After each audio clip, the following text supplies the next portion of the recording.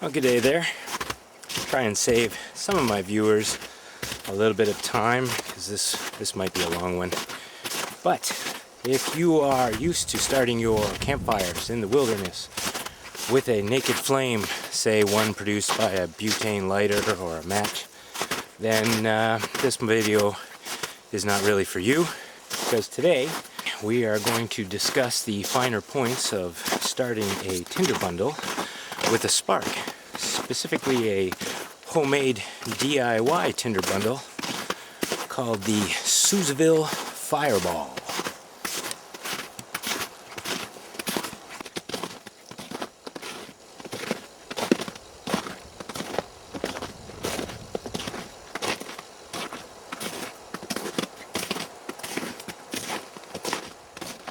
Most of the time I'm hiking and camping in a forest very much like this one. Plenty of pine, birch, cedar. And over here we have a bunch of hardwood leading into a swamp with a ton of deadwood everywhere. If this is your chosen ignition source, then I don't really think you should have a problem. When you're in this part of the world, everywhere you go, there's Tinder.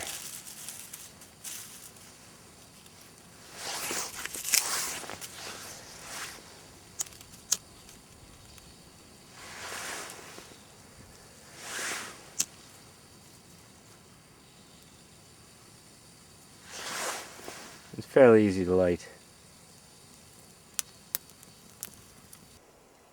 So if you have access to a flame, either by a butane lighter or perhaps maybe a strike anywhere match, this entire forest is one big Tinder bundle. I mean, that's the reason that Smokey Bear gets all fussed up about us being out here, isn't it? We might accidentally start a wildfire. I mean, really, would Smokey Bear be all upset about starting wildfires if it wasn't really easy to do it? Especially in a forest like this one. And so my primary method for starting a fire is a butane lighter. And my backup is another butane lighter. As anyone who's ever used one will know, they're not that handy when it's really windy. Drop one in the snow and it's going to be useless for an hour until you get it dried out. Drop it in the water, same thing. It can run out of butane, and then all you have left is a spark, either by mechanical failure or user error. The button is depressed in your pack and all the gas leaks out. Whatever the reason, they're not reliable. Now for me, the fire steel was to be the replacement for the backup lighter. If for some reason the lighter let me down and I couldn't use it to get a fire started, then at least I would have the fire steel as a backup. But getting a fire started with a spark is a completely different game than getting a fire started with a naked flame. And the choices I have in the wilderness to use to get a fire started narrow considerably when we're dealing with just a spark. And in my opinion, it's that difficulty of getting a fire started with a spark that prompts people to try and figure out these homemade DIY Tinder bundles. As you know, cotton in and itself is a great tinder, catches a spark really well, but it also is phenomenally good at absorbing water. So if your cotton balls get wet, they are next to useless. So I think that's why everybody's been soaking these cotton balls in all kinds of substances. And just for the record, my personal favorite alternative to cotton, it's readily available in the wilderness where I hike, is the filaments from milkweed. I now understand that those filaments are coated with a little bit of wax. It doesn't make them waterproof, but it makes it water resistant. I think the first amazing cotton ball video that I took in was by RDP Project, at least the first memorable. He was soaking cotton balls in all kinds of exotic substances, and I believe it was eucalyptus oil that turned out to be his favorite in that video. But it wasn't the substance that makes me want to mention his video. It was the idea that he was combining two things in one. And let me explain that. He was demonstrating the concept of using eucalyptus oil and a cotton ball to start a fire, but its primary purpose was first aid. So here you have something you bring along for first aid, and you know it's there if things are getting really difficult and you just need to get a fire started. Boom, you could pop this out of your first aid kit and away you go. That to me was an excellent idea, and so I went looking for that with the Souzaville Fireball.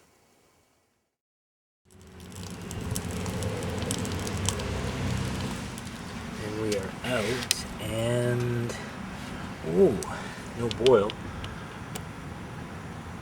Bubbles. How about that soot?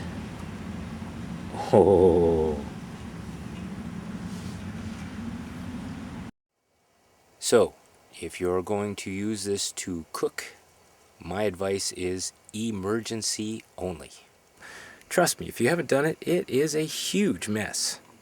Now, it was BushcraftBarton that got me hooked on the idea of soaking a cotton ball in wax and using it as a fire starting aid when he called it the amazing cotton ball. Not that we have any rights to the word amazing, but it certainly perked up my interest. And for the first time, I wanted to look into this whole phenomena of soaking cotton balls in volatile substances and lighting them in the wilderness. It seemed odd to me, but you can understand from this perspective. I didn't understand why people needed it.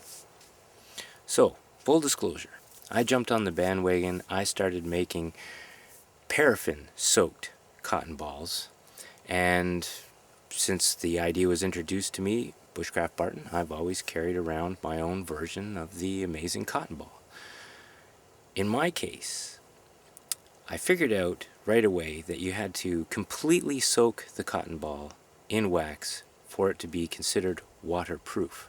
But when you did that, it made it very difficult for you to light the fireball with the fire steel. Again, if you're using a naked flame, no problem. So I set about trying to design a paraffin-soaked cotton ball that would light with a fire steel.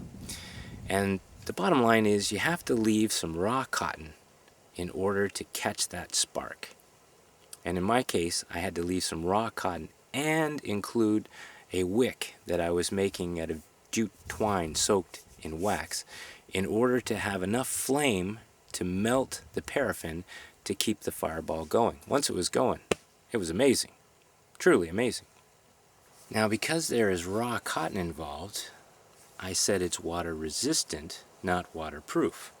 I keep it inside a Ziploc bag, inside my less than water resistant fanny pack, so that if I ever get really rained on or fall in the water, the contents will stay dry, including the amazing cotton ball.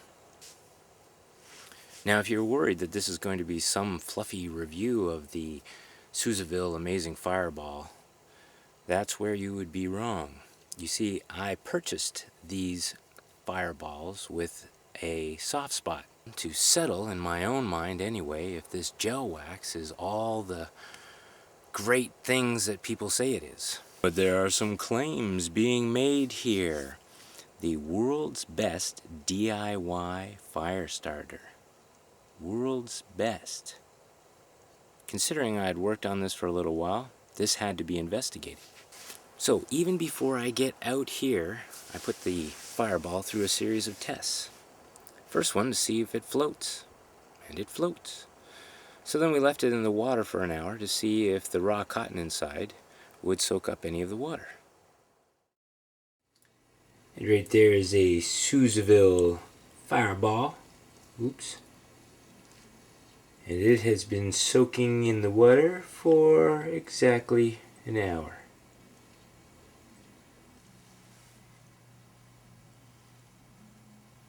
Uh-oh.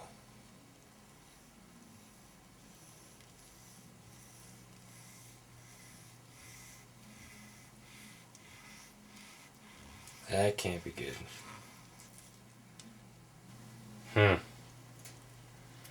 I actually wasn't expecting that.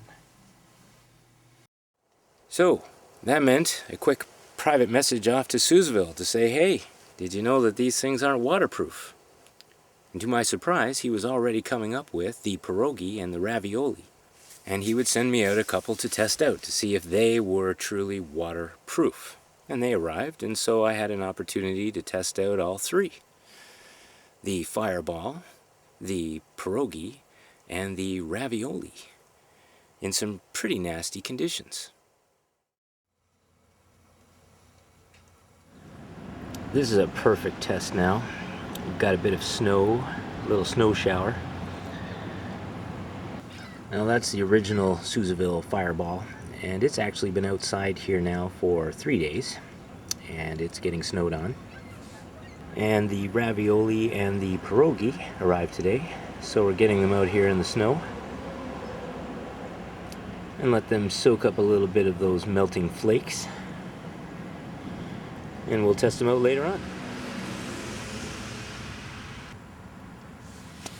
We had a lot more snow than I expected. I was going to dry these off, but they're actually covered in ice.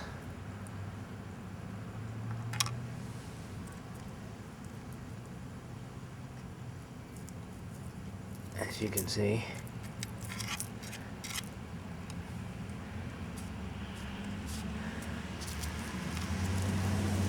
There's our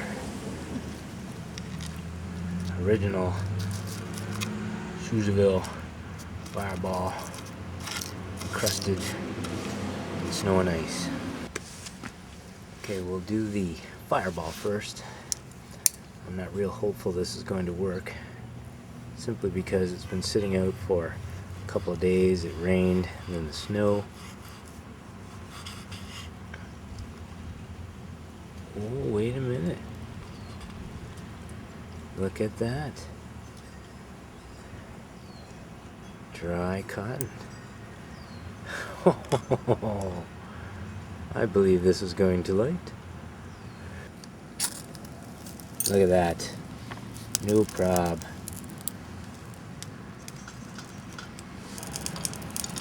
Don't want to waste it.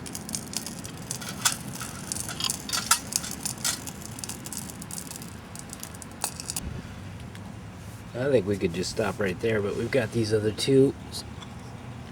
Let's cut into this pierogi here.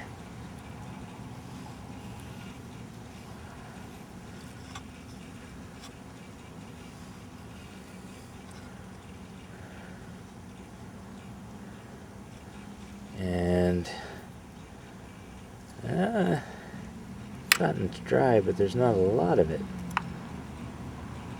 Certainly not as much as in the Sousville fireball. So I had to pull some of the cotton up there. Alright.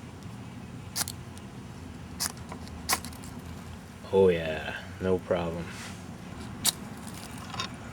No problem. Now, last time I had these outside, it was in much, much colder conditions, -8 to -10, and I left both the amazing cotton ball and the Sousville fireball outside for a good 3 or 4 hours and let them get nice and cold, frozen actually. And that was when I realized that the paraffin is not easy to get lit in really, really cold conditions. And now I know where the fireball could fit in my kit. It is certainly something that you would want to bring out with you in the winter. The gel stays nice and flexible, even down to -10, -15. The paraffin, not so much. Now, if I just came out here and I threw down a Sousville fireball, cut it open and lit it, and said, hey, this is a great product, I think you'd be a little disappointed. And that's not how things work at the EconoChallenge.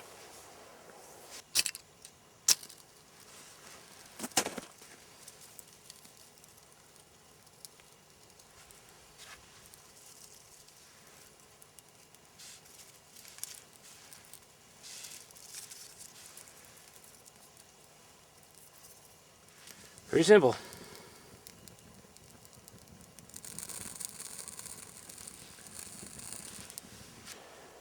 You see, I'm not trying to evaluate this as a good DIY project in general. What I'm trying to decide is whether or not it's a good DIY project to take on the EconoChallenge. Now remember, that's an 8 to 10 day unsupported hike with everything that you want to bring with you on your back.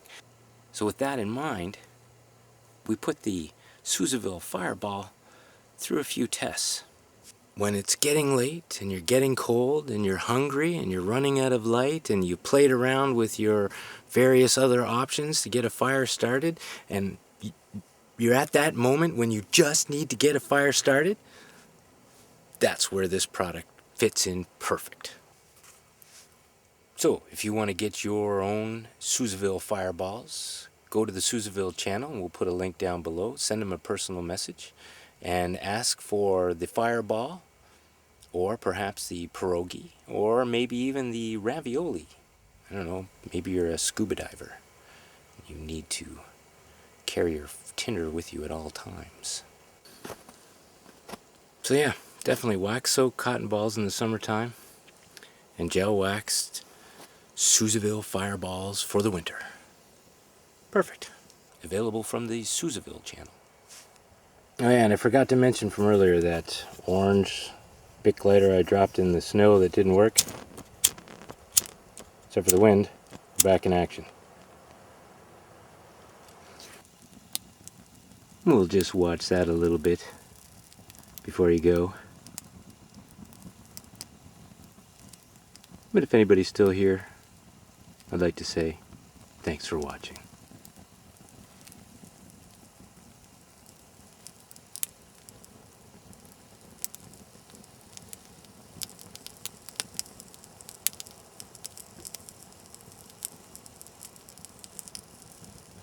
Had to adjust the windscreen a little bit there.